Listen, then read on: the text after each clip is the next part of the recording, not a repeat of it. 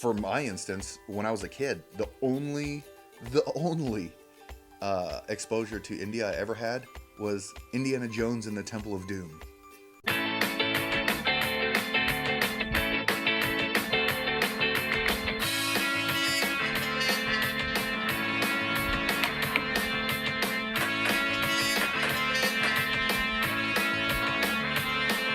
Welcome back, my friends, to Mota Beta Reviews.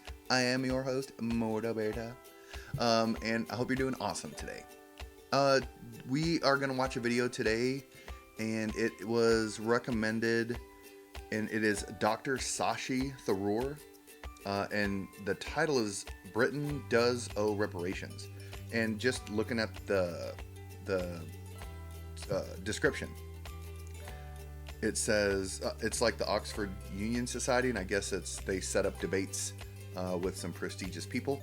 I've never heard of Dr. Shashi Tharoor before, so it'll be interesting to see what he talks about on.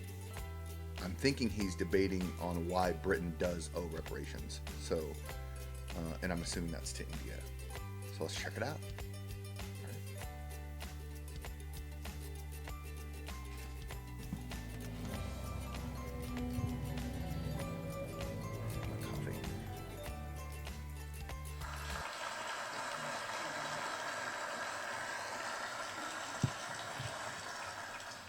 President, and gentlemen, ladies of the House, standing here with 8 minutes in my hands and at this venerable and rather magnificent institution, I was going to assure you that I belong to the Henry VIII School of Public Speaking, that as Henry VIII said to his wives, I shall not keep you long. But now finding myself...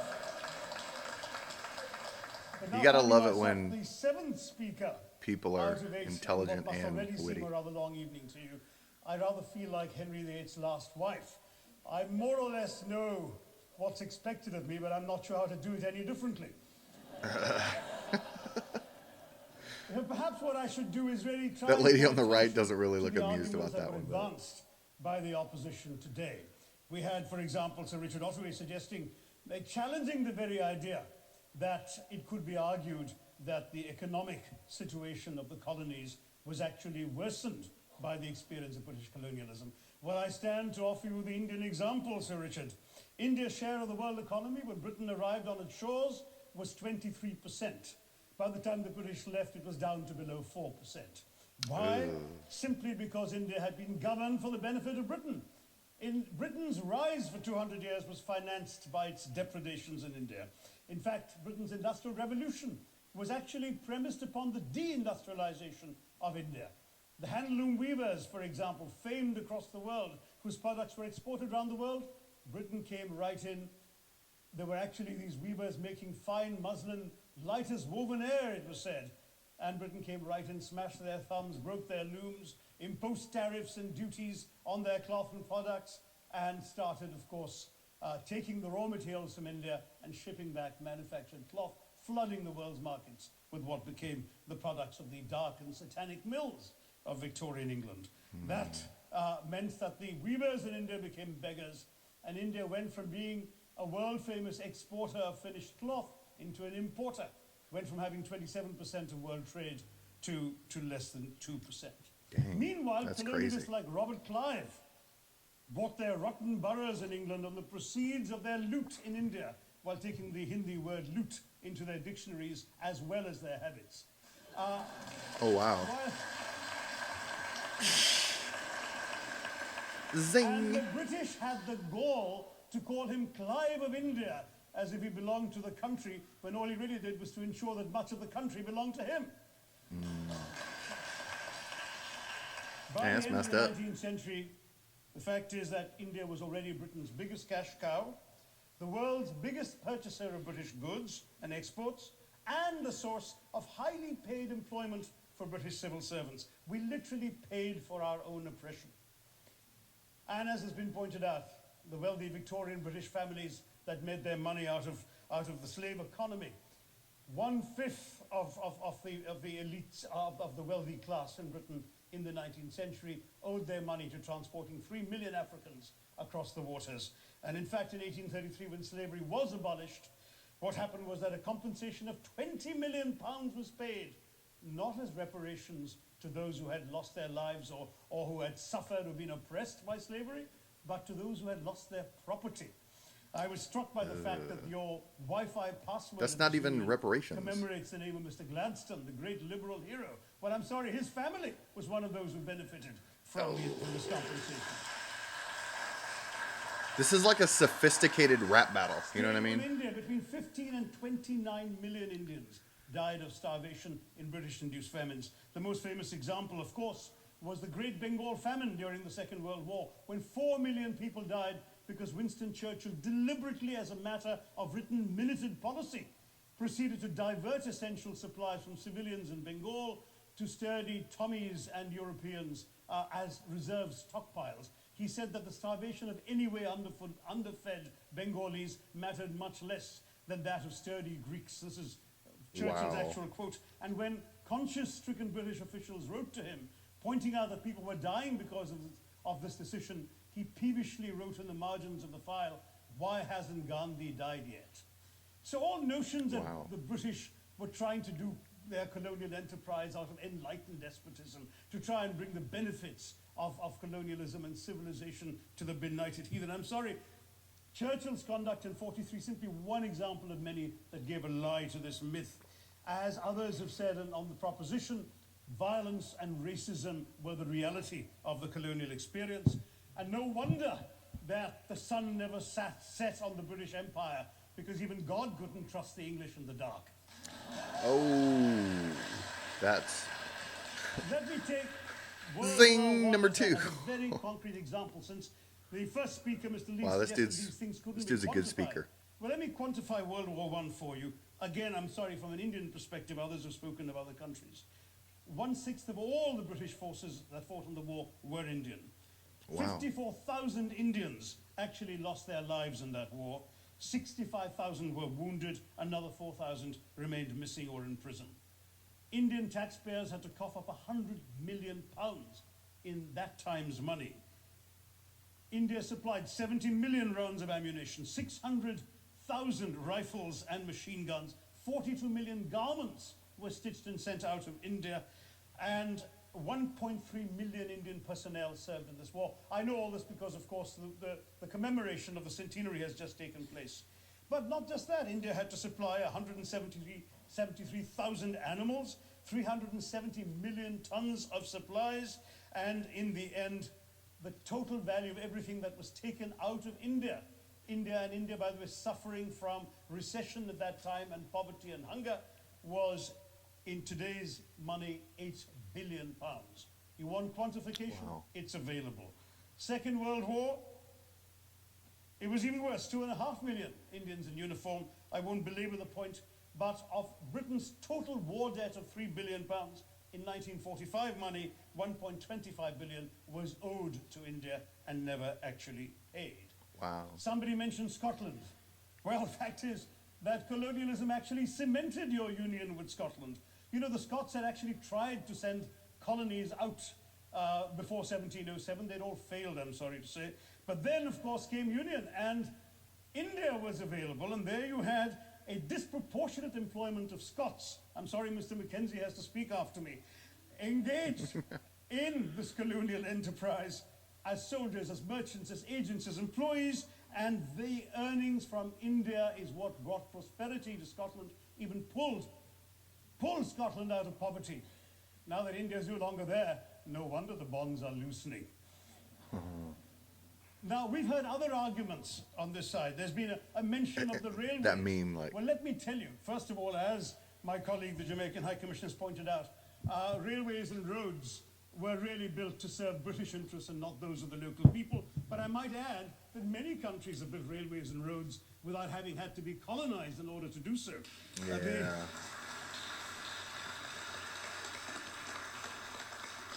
They were designed to carry raw materials from the hinterland into the ports to be shipped to Britain. And the fact is that the Indian or Jamaican or other colonial public, their needs were incidental. Transportation, there was no attempt made to match supply to demand for mass transport, none whatsoever.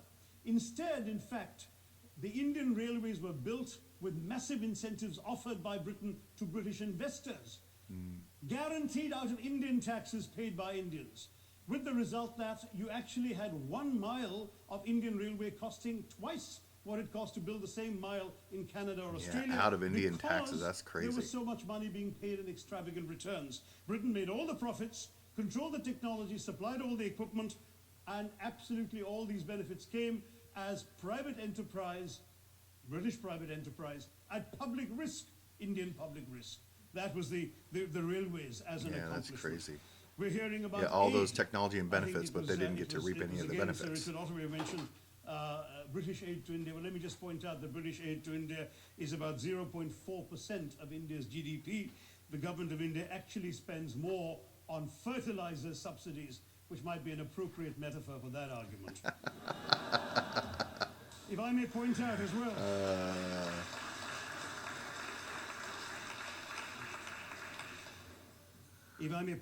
well, that that as my fellow speakers from the proposition have pointed out, there have been incidents of racial violence, of loot, of massacres, of bloodshed, of transportation, in India's case, even of one of our last Mughal emperor. Yes, maybe today's Britons are not responsible for some of these depredations, but the same speakers have pointed with pride to their foreign aid. You're not responsible for the people starving in Somalia, but you give them aid. Surely the principle of reparations for the wrongs that have been done cannot be denied. It's been pointed out, for example, the dehumanization of Africans in the Caribbean, the massive psychological damage that has been done, the undermining of social traditions, of property rights, of the authority structures of these societies, all in the interests of British colonialism. And the fact remains that many of today's problems in these countries, including the persistence, in some cases the creation of racial and ethnic and religious tensions, were the direct result of the colonial experience. So there is a moral debt that needs to be paid. Someone challenged reparations elsewhere. Well, I'm sorry, Germany doesn't just give reparations to Israel. It also gave reparations to Poland. Perhaps some of the speakers here are too young to remember the dramatic picture of Chancellor Willy Brandt on his knees in the Warsaw Ghetto in 1970. And there are other examples. There is Italy's reparations to Libya. There's Japan's to Korea. Even Britain has paid reparations to the New Zealand Maoris. So it's not as if this is something unprecedented or unheard of that's going to somehow open some sort of nasty Pandora's box. No wonder Professor It almost Lewis just feels like a reminded us pride thing. that he's from Texas. There's a wonderful expression in Texas that summarizes the arguments of the opposition: all hat and no cattle. Now, I'm from Texas. Yep. if I can just quickly look through the other notes I was scribbling while they were speaking, there was reference to democracy and rule of law. Let me say with the greatest possible respect, it's a bit rich to oppress, enslave, kill, torture, maim people for 200 years and then celebrate the fact that they're democratic at the end of it. Yeah. A lot of these are, that kind of hits home with me also, just America's history. Democracy, so we had to snatch it, seize it from you. With the greatest reluctance, it was conceded in India's case after 150 years of British rule, and that too with limited franchise. Yes, indeed, ma'am. The opposition spoke quite highly of Greek and Athenian democracy on which the West should pride itself, and spoke of liberty and equality in that same name. The Athenian democracy was only functioning because of the slave society on which it was built. That's the nature of colonisation. All right, I don't think that needs contradiction, not from me at any rate. Yeah. but if I may just point out, I think the argument made by a couple of the speakers, the first speaker, Mr. Lee in particular, conceded all the evil atrocities of colonialism, but essentially suggested that reparations won't really help. They won't help the right people. They'll be used as a propaganda tool. They'll embolden people like Mr. Mugabe. It's always nice how in the old days, I'm sorry to say that the people of the Caribbean used to frighten their children into behaving and sleeping by saying Sir Francis Drake would come after them. That was a legacy of that. Now it's Mugabe will be there. So this is the new sort of Sir Francis Drake of our times. The fact is very simply, sir, that we are not talking about reparations as a tool to empower anybody. They're a tool for you to atone for the wrongs that have been done. And Yeah, I think that's the fear is, oh, well, then we're going to give them power. I'm It's like, no. quite prepared to accept the proposition that you can't evaluate, put a monetary sum on the kinds of horrors people have suffered. Yeah. Certainly no amount of money can expiate the loss of a loved one, as somebody pointed out there. You're not going to be able to figure out an exact amount. But the principle is what matters.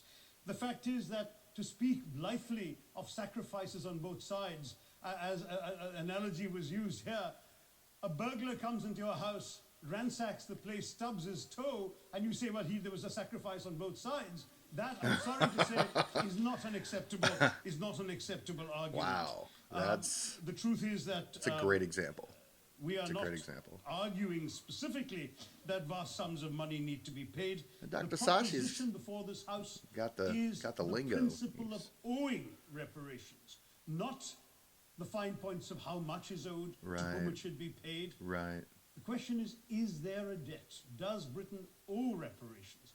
As far as I'm concerned, the ability to acknowledge a wrong that has been done, to simply say sorry, will go a far, far, far longer way than some percentage of GDP in exactly. in the form of aid. What is required, Money's- seems to me, is accepting the principle that reparations are owed. Personally, I'd be quite happy if it was £1 a year for the next 200 years after the last 200 years Right. of Britain and India. Thank you very much, Madam President. Wow. That's a good speaker. I'd actually like to see the whole debate, because he makes some very good points actually.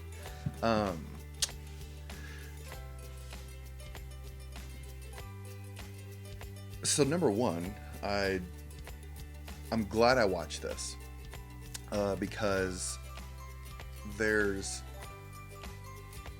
a naivety of people in the world. I think a lot of times, even Americans, because I think we tend to live in this bubble of America, and we don't really think outside of the box a lot of times, like for the general population. I think I remember, a lot of people, because they're not exposed to videos like this, without going out on your own to learn more, you just kind of you limit yourself, right? I think that Dr. Sashi made some very good points. There was a lot of information in there that I never knew. Like, I never knew at all. I didn't know that India had such a big impact on World War I and World War II. From our standpoint, we just hear that who is our ally? Well, Britain was USA's ally. Who's USA's ally? Well, Britain was. And that's like the big, yeah, we're a team. But you don't really see, it's not really highlighted about anybody else that was a part of that. And obviously, India was a huge part of that. Lives were lost, a huge number of lives that were lost, a huge number of resources that came from India to help that effort. So thanks, India, because you helped win that war too. That's pretty awesome. I like some of the analogies that he used. A thief comes into your house, robs you, and stubs his toe, and he's like, "Well, I suffered also." And he made a couple really, really good zings in there, and you can tell he's a good speaker and he's a good debater, because in his notes, other than what he had prepared for what he was going to say, he was, coming back to points that the other speakers before him had made, because I think he said he was number 7. So he had, 6 other people that he heard, and I'm sure there was some on his side and some on the opposition, but he referenced those in his debate too, to kind of squall those comments that they're saying that were maybe reasons or debates to why Britain did not owe reparations. So I thought that was That's very good. I'm gonna actually look him up. I've never heard of him before, but he's obviously well educated and what's the word I'm looking for? A champion of this topic for India. So I really enjoyed it. I want to say that people, I think, need to. One thing is to travel. I really truly believe. So, I mean, for me, before I ever traveled outside of the United States, I traveled to Korea. My mom's Korean, so I traveled to Korea when I was younger, but I didn't really travel many other places. And so once I traveled, once I started working for a corporation that flew me all around the world, down to South America, to India, to China, Philippines, Australia, you have this sense in your head, you have this picture in your mind of a certain group of people, a certain country, a certain culture. And once I traveled and I was actually immersed into that land, to that city, to that culture, to that population, your outlook changes, because those things that get fed to you, right? You're just getting fed, here and here. This is this. These people are this. This is what it is. And a lot of times, unfortunately, it's negative. And so, I think that's for everybody. I think that people in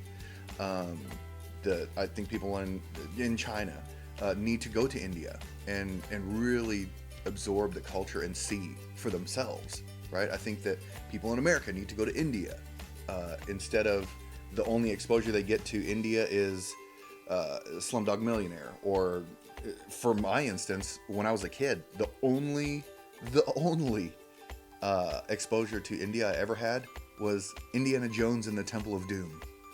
Okay, so like for my mind, when I was a kid, whenever I thought of India or Indian people, I just go back to that one thing that I know, that one thing that I was exposed to, and it was there's a prince and there's some slave stuff going on and some magic going on also, and a dude can say something and pull a heart out of a guy, and you know what I mean?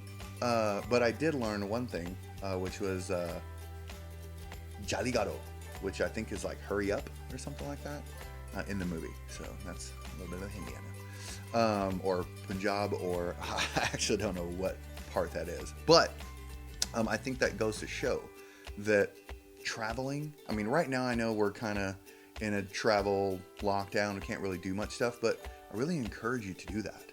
And I really encourage people, like everywhere I go, people that I talk to, they're like, man, you've been everywhere, you know a lot of, and that's another reason I get along with everybody, because I know a little bit about them, right? And it's a fantastic thing to know about somebody's culture, to know about somebody's lives, and so you can really connect, right?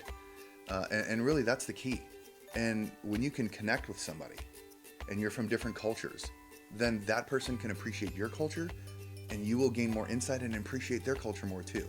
And I think that is really what we need to do, right? And I think that's great. So I really enjoyed the debate. Dr. Sashi makes very good points, and I'm glad that I watched this, because I learned a lot. I learned a lot of information. Now, here's the other thing. For me to make sure, I should go ahead and research that information. You should never take anybody's word for anything, right? If somebody says this, this, and this, you shouldn't just be like, yeah, that's right, because it might not be right. So do yourself a favor, and once you hear information, take that in, and then go research it and be like, yeah, you know what? Here's the proof. Here's the facts. Okay, now you made an educated decision, right? So I think it was great. I'm really glad that this was recommended, because I'll probably share this with people, and if anybody has a conversation with me about maybe something around this topic, I can bring this up. So it just makes me a better person, I think. So I really enjoyed it, and I hope you enjoyed the video, watching it with me and kind of going with my reactions. One thing I'd like for you to do, if you could please, which would be awesome, is to subscribe to my channel. Like the video and hit that bell icon. So I'm going to be making other videos, and I'd love for you to enjoy them with me. So when you're out there today with your family, with your friends, you're at work, you're on the bus, you're on the train, traveling around, doing whatever, just remember, smile, be nice, and don't be a hater. Be a Mota Beta. All right? All right, go out there and motivate somebody today. We'll talk to you later. We'll see you on the next one. Bye.